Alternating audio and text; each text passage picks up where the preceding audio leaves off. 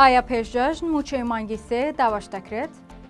گەر پارە لە بەغداوە بێت ڕۆژانی جەژنیش بێت موچە دابش دەکرێت. حکوومەتی هەرێم لیستی موچەی مانگی سێی ئامادە کرد و ڕاشی گەیاندووە کە هەوڵ دەدەن پێشجەژن پارەی موچە ڕەوانە بکرێت تا هەفتەی داهاتوو دابشکردنی موچە دەست پێ دەکات و پێشجەژن موچەی سەرجەم موچەخۆران بدرێت. حکوومەتی هەرێم لە ماوەی 5 ڕۆژدا لیستەکەی ئامادە کرد و دەڵێت ئەمجارە هەوڵمانزاوە هیچ بیانوێک بۆ وەزارەتی دارایی عێراق نەهێڵینەوە تا بۆ هۆیەوە موچە دوابخەن. حکوومەتی هەرێم بەپێی ئەو لیستەی ئامادەی کردووە هاوشێوەی مانگی پێش و پێویستی بە 958 ملیار دینار هەیە بۆ موچەی مانگی سێ. سەرچاوەکیش لە حکوومەتی هەرێم دەڵێت وردبینی لیستی موچە لە 3 بۆ 5 ڕۆژ و هەندێک جاریش هەفتەیەکی پێچووە، بەڵام ئەمجارە لیستەکە کەم و کوڕی نییە.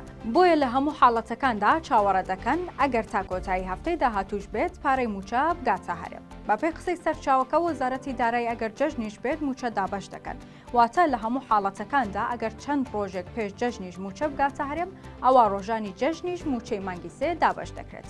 بەڵام لەگەڵەوانەشدا هیچ بەرچاوڕوونیەک لەلایەن وەزارەتی دارایی عێراق نەدراوە بە هەرێم کە موچەی مانگی سێ بە زووی بنێرن، چونکە بە وتەی ئەو سەرچاوەیە تا لیستەکە نەگاتە وەزارەتی دارایی عێراق نازانرێت ئایا بیانووی نوێ دەدۆزنەوە یاخود نا.